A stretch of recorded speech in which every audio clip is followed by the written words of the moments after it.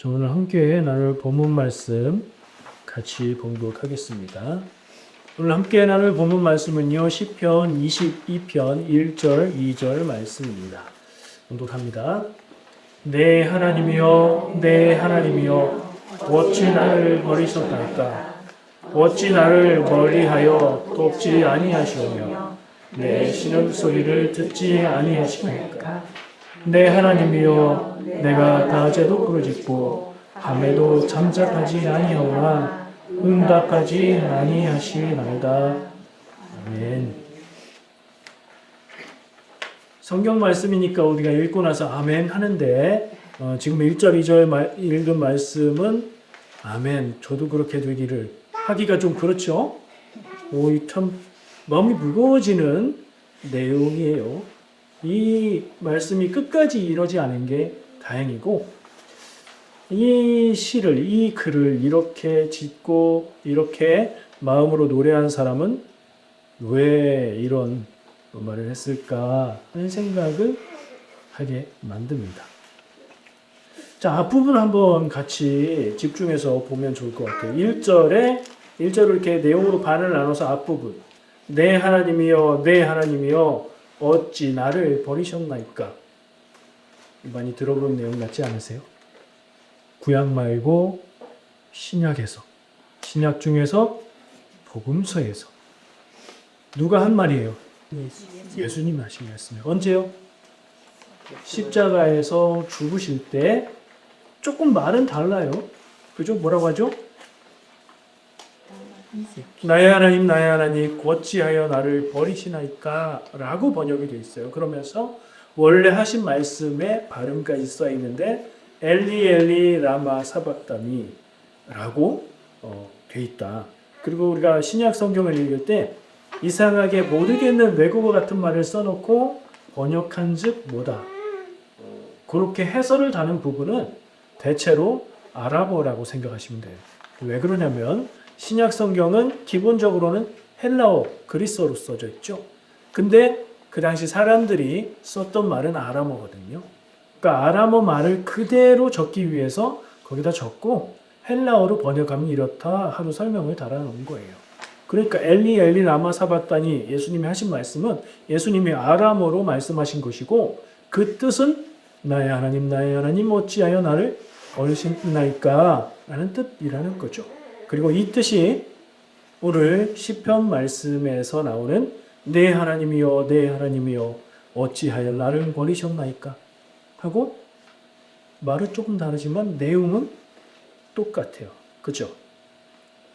우리가 알기로 구약성경, 시편 구약성경이니까 어떤 어로 써져 있죠? 히브리어로 써져 있습니다.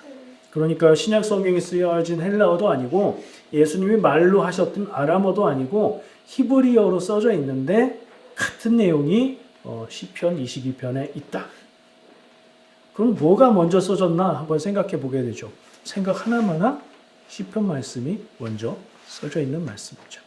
다윗 시대에 이게 기록되었다 이렇게 봐요. 그리고 이 시의 내용도 다윗의 시다 이렇게 얘기합니다. 다윗은 시의 말을 이렇게 썼는데 예수님이 나중에 그 말을 그대로 하신 걸까? 아니면 다윗도 시로 이런 말씀을 적었고 예수님도 그 순간 하실 말씀을 하셨는데 그게 내용상 정확하게 똑같은 말이 된 걸까? 하는 여러 가지 생각을 하게 되죠. 어쨌든 이걸 단서로 이 시편 22편 말씀을 가만히 보다 보니까 제법 길거든요. 시편 중엔 짧은 것도 있지만 분량이 꽤 나가는 부분들도 있는데 이건 뭐 중간 이상 되는 분량을 갖고 있어요. 근데 보니까 예수님 얘기하고 겹치는 내용이 이게 하나가 아니에요. 1절 말씀에 이 말씀도 예수님이 하신 말씀하고 똑같다. 그리고 두 번째 예수님과 겹치는 부분은 16절 말씀. 그러니까 시편 22편 16절 말씀에 보면 악한 무리가 나를 둘러 내 수족을 찔렀나이다. 얼핏 보면 잘 모르거든요. 내 수족을 찔렀나이다. 수족은 뭐예요? 손과 발을 찔렀다. 예수님이 십자가에 죽으실 때 손과 발에 못 박히신 것하고 통하네 하고 볼 수 있는 부분이죠.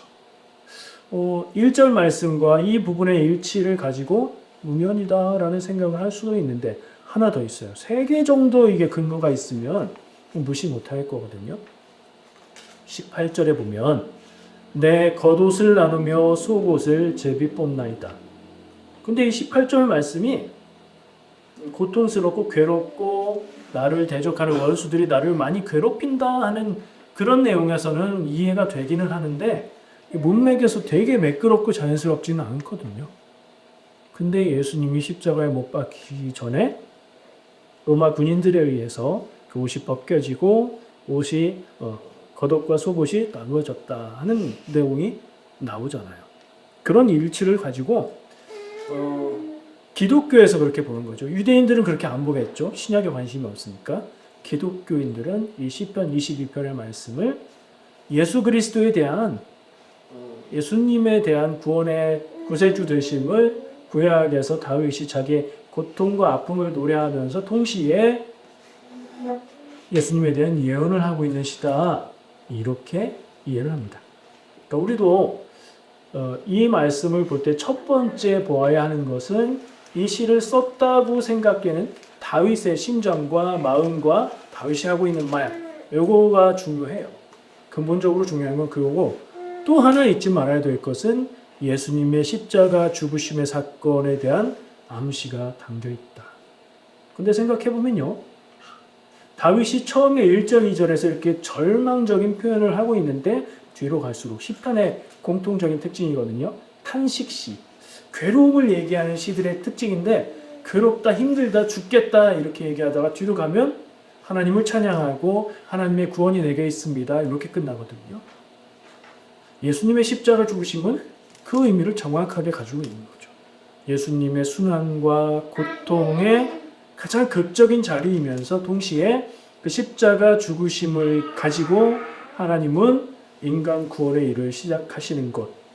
이런 구조적인 의미적인 걸로 볼 때도 이 시편 22편 말씀은 예수님의 십자가 죽으심을 그대로 보여주고 있는 것으로 볼 수 있다. 그런 생각을 했습니다. 그러니까 이 시편 22편이 중요하다 그 얘기인 거죠. 첫 번째 읽어야 될 부분이라고 얘기했던 것, 다윗의 절규와 고통, 절망의 표현의 의미들을 한번 생각해 보겠습니다. 대표적으로 첫 번째 1절의 첫 구절인 하나님 어찌하여 나를 버리셨나이까 라는 구절을 가지고 우리가 생각해 볼 수 있습니다. 우리는 다윗의 절규 속에서 어떤 순간, 다윗의 삶의 어떤 순간과 이 노래의 고백들이 맞아떨어질까 생각해보면 두 장면이 떠오릅니다. 다윗은 성경에 나타나는 모습이 여러 가지가 있거든요. 처음 등장하는 것은 사울 왕을 음악으로 위로해 주기 위한 음악 연주자로서 왕 곁에서 연주하는 사람으로 나타나고 그 다음에는 골리앗을 쓰러뜨리는 그런 사람도 나타나고 그 다음에는 유다의 그리고 이스라엘 전체의 왕으로서 성경에 나타나고 있는데 그건 좋은 순간이죠.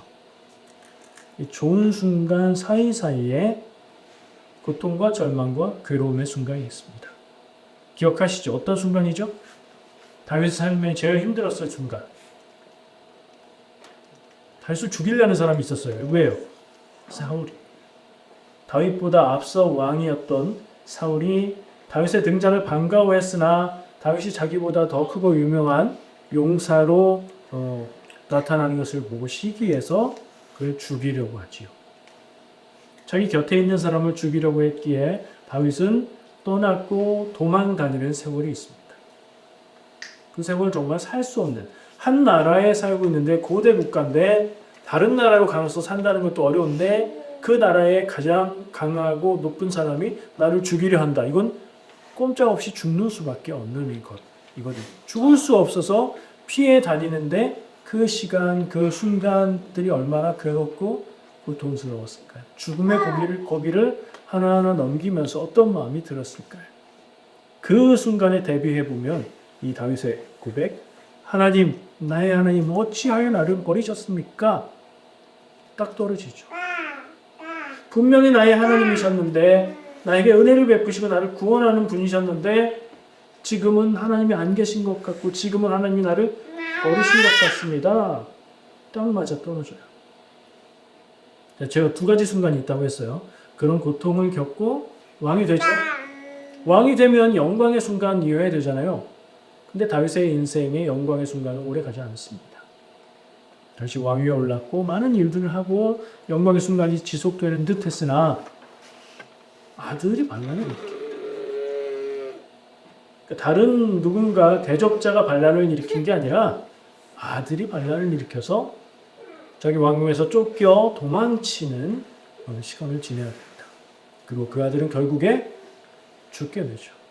그 순간들에도 얼마나 절망적이고 괴롭고 힘들었을까 생각해보면 이 말씀이 좀 맞아 떨어진다. 다윗에게는 지금까지는 함께 하시고 인도하셨던 하나님이 나를 이제 버리신 겁니까? 라고 고통의 말을 할 수 있는 그런 순간이겠다 하는 생각이 듭니다. 이런 다윗의 고백은 단순한 육체의 아픔이 아니시고 몸이 아픈 것도 사실 무시할 수 없는 겁니다. 감기만 걸려도 얼마나 괴롭고 슬프고 막 엄청 외로운 것 같고 나만 아픈 것 같고 그렇습니까? 근데 육체의 아픔뿐 아니라 지금까지 나와 함께 하시고 나를 인도하시고 보호하시는 내가 그렇게 믿는 하나님이 그 손길이 나에게서 떠나간 듯합니다.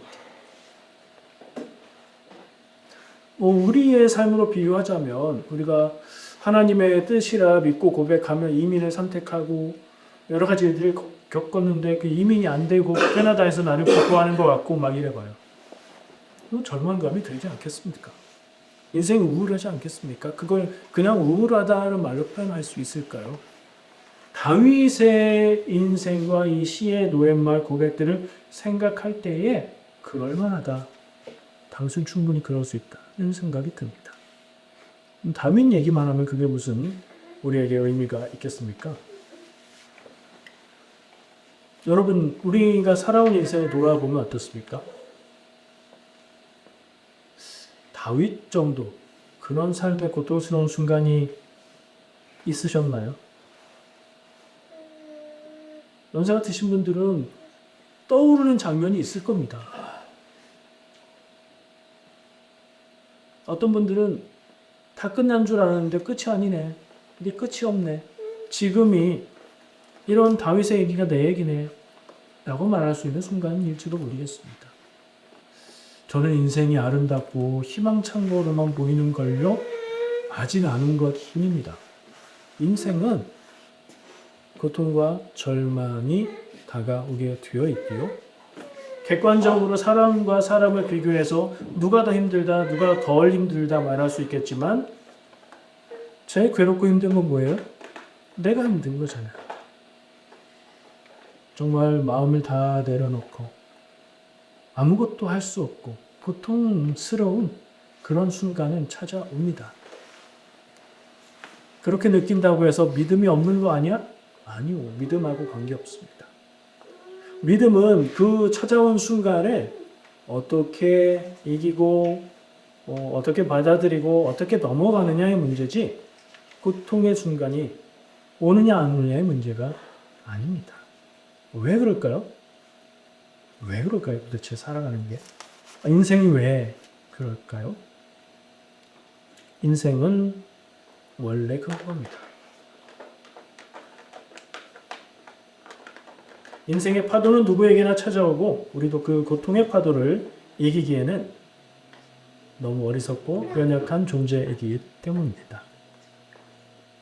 뭐가 잘 되고 내가 뭐가 좀 된 것 같은 느낌이 들 때가 있습니다. 그때는 뭐든지 다 할 수 있을 것 같죠. 그러다가도 절망이 찾아오고 내가 어쩔 수 없다는 것을 절감하게 되면요. 나는 한없이 작아집니다. 인생이 이렇게 별것 아닌 거였나? 하는 생각을 하게 됩니다. 이게 인생의 본질이라는 겁니다. 이런 다윗의 고백은 다윗이나 우리 모두가 연약하고 한계가 명확한 존재라는 것을 보여주고 있는 거죠. 아니, 나는 무엇이든 다 할 수 있어. 라는 마음을 가졌다면, 순수한 마음으로 그렇게 가졌다면 조금 지혜를 봐줘야 될 필요가 있습니다. 또 반대로 나는 아무것도 아니고 나는 아무것도 할 수 없어 라고 생각했다면 성도와 함께 하시고 일을 이루시는 하나님의 능력을 내가 마음대로 판단하고 무시하는 겁니다. 우리가 할 수 없는 것은 인간이기 때문이고요. 우리가 할 수 있는 것은 하나님의 백성이기 때문인 줄 믿습니다. 그래서 우리의 구원은 나의 힘이 아닌 오직 하나님의 은혜로만 찾을 수 있는 것입니다. 말씀을 읽고 묵상을 했습니다. 읽고 묵상하고 준비하고 여러분들과 함께 무엇을 합니까? 생각하다가 발견한 게 있습니다. 말씀을 읽다가 여러분들도 쭉 이 시편 말씀을 읽어보면 금방 느낄 수 있는 건데 2번 나오는 말이 있어. 금방 떠오르죠. 이 표현을 하니까 제가 반복적으로 얘기해서 2번 나오면 성경에서 2번 나오면 이거 중요하다. 어떤 말이냐면 진토라는 말입니다. 진토. 여러분 진토가 무슨 말인지 아세요? 젊은 친구들한테 물어보면 아마 진토 그러면 진흙인가요? 뭐 이런 얘기를 할 것 같은 느낌이 들어요. 저도 명확하게 잘 모르겠어서 찾아봤습니다. 한자를 아시는 분들은 금방 아실 텐데 한자 말이고요. 티끌진의 흑토자예요. 티끌은 뭐예요? 티끌도 어렵다. 그죠? 여빈이 끄덕끄덕 하는데 티끌이 들어간 우리 옛날 속담 같은 말 있어요. 뭐죠? 티끌 뭐와? 태산. 네. 그러면 티끌은 뭐예요? 태산에 반대되는 거죠. 가장 작고 정말 아무것도 아닌데 그런 게 티끌이에요. 먼지입니다. 먼지. 그래서 진토를 쉬운 말로 바꾸면 흙먼지예요. 그냥 흙도 아니에요. 뭐 이렇게 영양이 많은 양분이 많은 흙은 검은색이죠. 그런 흙도 아니고요. 도자기를 만드는 데 사용하는 곱고 좋은 흙 그런 흙도 아니고요. 벽에다 바르기도 하고 뭐 맨발로 밟으면 좋다고 얘기하는 황토 그런 흙도 아니에요. 이름도 없고 그냥 바람 불면 훅 날리고 이거 뭐 왜 이렇게 지저분해 하면서 닦아서 버리는 그런 흙먼지입니다. 이 진토라는 말의 원어 히브리어 단어가 아파르라는 말이고요. 그냥 흙이 아닌 그런 아무것도 아니고 쓸데도 없는 그런 흙먼지를 말해요. 그 단어가 2번이 나와요. 어디에 나오냐면 15절에 나오고요. 29절에 나와요. 15절에는 나를 죽음의 진토 속에 두셨나이다. 이거 그냥 진토 빼도 똑같아요. 나를 죽음 가운데 두셨습니다. 라고 얘기하는 건데 나를 죽음의 흙먼지 구덩이에 두셨습니다. 이런 얘기예요. 그러니까 다윗이 고통 가운데 고백하기를 내가 지금 있는 상황이 죽음의 흙 가운데 있는 것 같습니다. 라고 얘기하는 거죠.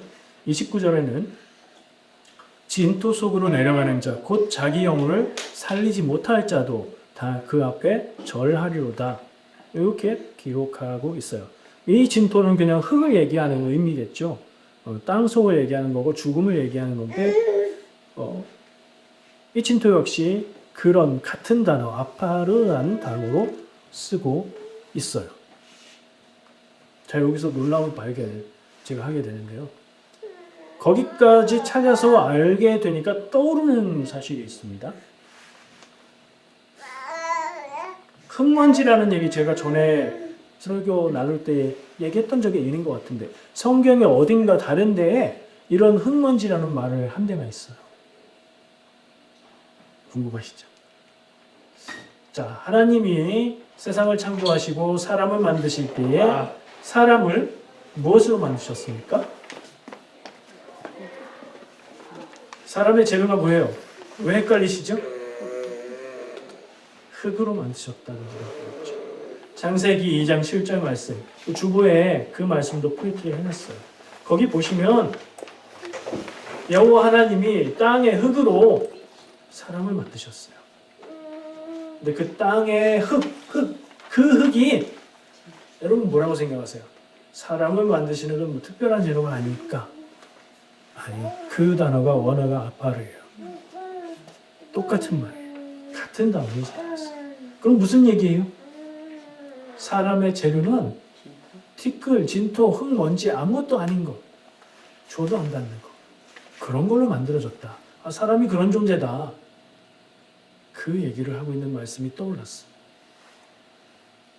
정말 사람이 아무것도 아닙니까? 하나님은 왜 사람을 사랑하시고 자기 독생자를 주시고 구원하려고 하십니까? 하나님이 사랑하시기 때문이죠. 근데 그 말씀에 보면 흙으로, 그러니까 진토로, 아파르로 사람을 만드시고 그게 끝이 아니에요.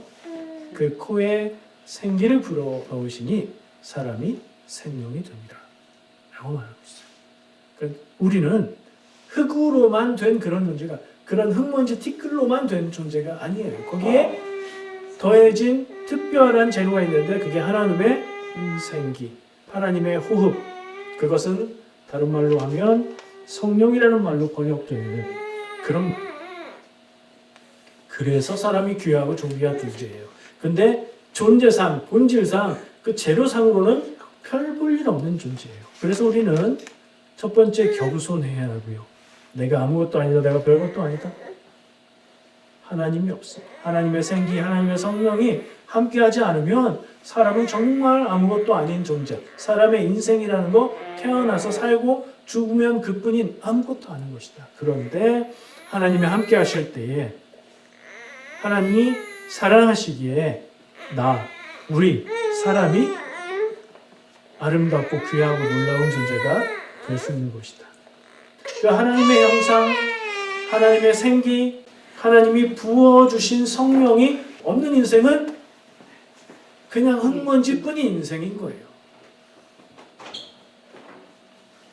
그래서 이게 기독교가 바라보는 성경적인 인간관인데, 그래서 우리는 겸손해야 되고 교만한 모습이 아니라 겸손해야 하지만 비참하고 아무것도 아닌 것이 아니라 귀한 존재인 거예요.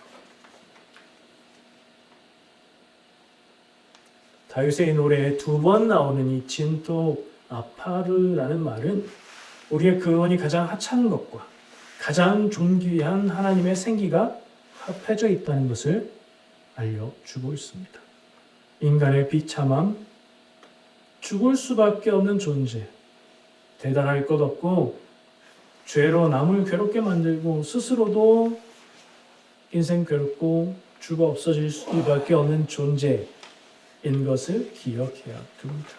동시에 하나님이 부여해 주신 하나님의 생기로 인해서 인간이 되었으니 그 면에서 우리에게 존엄성이 부여되고 귀한 존재가 된다.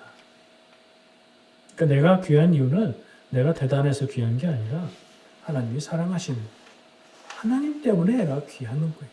그러면 그것을 똑같은 눈을 남을 향해서 바라보면 저 사람은 착해서 똑똑해서 좋은 것들을 갖고 있어서 귀한 게 아니라 못났고 별거 아니고 얄미워도 하나님이 사랑하시기 때문에 저 사람도 귀한 사람인 거예요.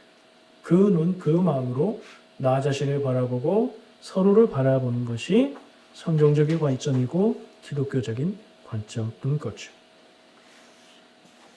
한 가지 재미있는 얘기가 또 있어요. 여러분, 제가 진토에 대한 관심을 가지고 얘기를 쭉 했는데 가만히 생각해 보세요. 저도 이게 금방 떠오르지 않았고 묵상하고 생각하고 원고를 적다가 떠올랐는데 진토라는 말이 익숙한 말이더라고요. 아니, 여기서 학교 다니는 사람은 안 익숙할 수 있어요. 학교 다닐 때 국어나 고전문학 이런 거 관심 없었던 분들은 좀 안 익숙할 수도 있어요. 우리나라 옛 시에 이 진토라는 표현이 나와요. 그것도 굉장히 유명하십니다. 뭐죠? 그렇죠. 예. 맞아요. 두 분 다 맞는 같은 시예요, 그게. 그게 누가 썼죠? 정몽주가 쓴 단신가라는 제목이 붙어있는 시죠. 그 얘기가 있잖아요. 이거 잘 모르는 친구들을 잘 들어봐요. 이거는 한국 사람이고 기억할 필요가 있는 장면인데 우리나라의 역사가 고려에서 조선으로 바뀌는 그때 조선을 처음 세우고 조선의 첫 번째 왕이 된 사람은 누구죠? 왕 이름으로는 태조, 이름은 이성계. 그래서 이씨가 왕조를 세우고 이씨가 왕이 되는 나라를 세웠죠. 자, 고려 말에 나왔지. 조선이 안 세워졌어요. 고려가 망하는 것을 좀 앞두고 있을 때 이성계는 고려의 장군이었습니다. 인기 있는 장군이었어요. 왜구를 막 토벌하고 그래서 굉장히 유명하고 인기 있고 그때의 나라의 국군이 고려가 이제는 좀 희망이 없다고 생각한 어떤 사람들이 이성계를 찾아가서 우리 새 나라를 세웁시다. 이렇게 바람을 멉니다. 이성계도 그것을 꿈꾸고 있어요. 준비하는 과정에서 근데 딱 한 명이 마음에 걸립니다. 정몽주라는 고려의 충신이요 영향력이 강한 사람이 있었어요. 이 사람을 우리 편으로 만들어야 되겠다. 그래서 이 왕위 때는 이성계의 아들인 누구죠? 이방원이 정몽주를 찾아가서 그를 자기 편 조선 새 나라에 힘을 더하는 사람으로 하려고 그 사람에게 회유를 하는데 굉장히 멋있어요. 시로 그에게 뜻을 전합니다. 그 시는 하여가 여러분 모르겠죠? 여기 몇 명만 알아요. 서태지와 아이들의 하여가 그게 여기서 온 말이에요. 하여가는 한자예요. 노래 가고 하여는 정확하게 모르겠네. 이런들 어떠하리 저런들 어떠하리 그런 의미를 담고 있어요. 그 시를 읽어줄게요. 자, 지금 이방원이 정몽주에게 우리 같이 가자 하는 얘기를 하면서 이렇게 말합니다. 이런들 어떠하리 저런들 어떠하리 만수산 드럼치기 얽혀짐들 어떠하니 우리도 이같이 얽혀 100년까지 누리리라. 잘 살면 되는 거 아니냐. 고려면 어떻고 조선이면 어떠냐. 우리 백성들 잘 살고 좋은 나라 만들면 그거 우리 같이 행복한 거 아니겠냐.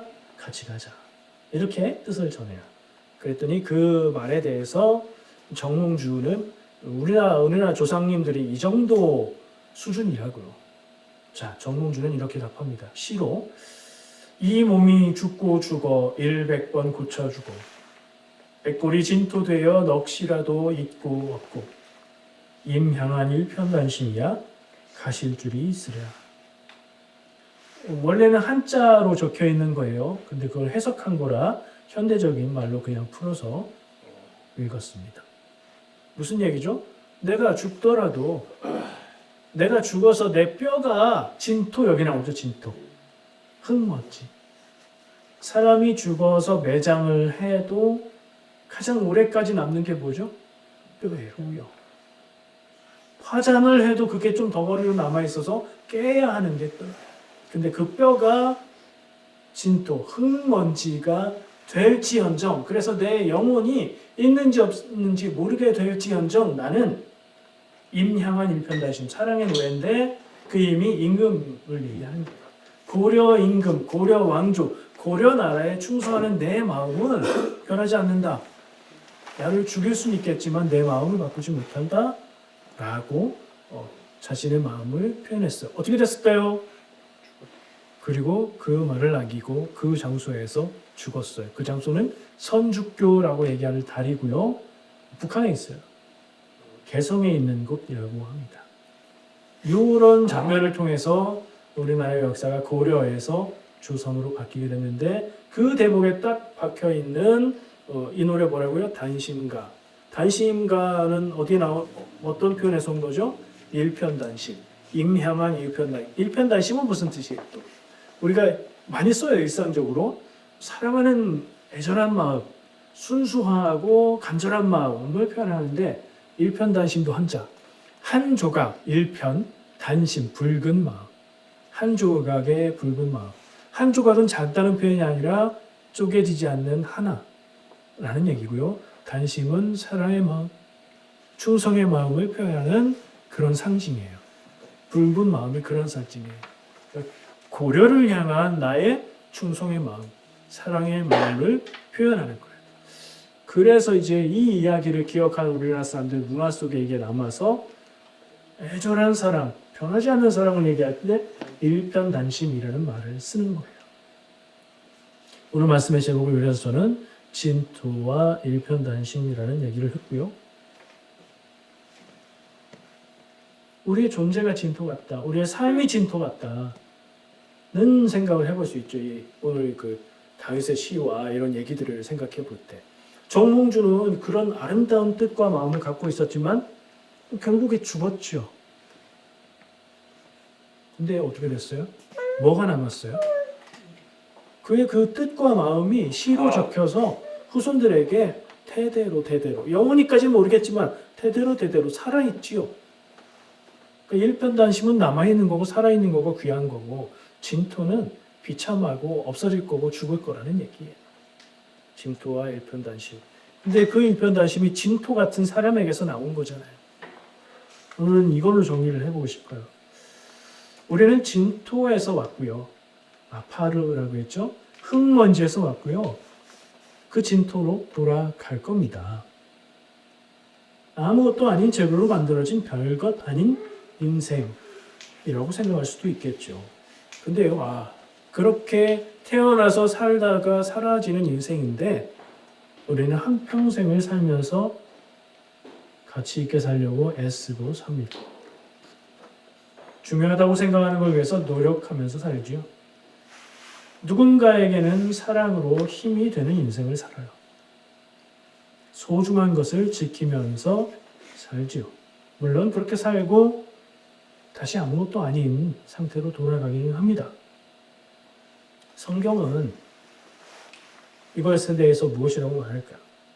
그렇게 아무것도 아닌 것 같은 인생은 하나님의 사랑과 은혜를 통해서 하나님의 뜻을 따라 사는 귀한 존재가 된다. 우리의 몸은 진토로 돌아가도 우리의 영혼은 영원으로 가는 것이다. 이렇게 얘기합니다. 우리가 지키고 붙들고 살아야 할 일편단심은 무엇이겠습니까? 사랑하는 성도 여러분, 오늘 다윗의 시를 통해 만난 진토, 아파르라는 단어는 우리에게 인생의 의미를 다시 한번 생각해 보게 합니다.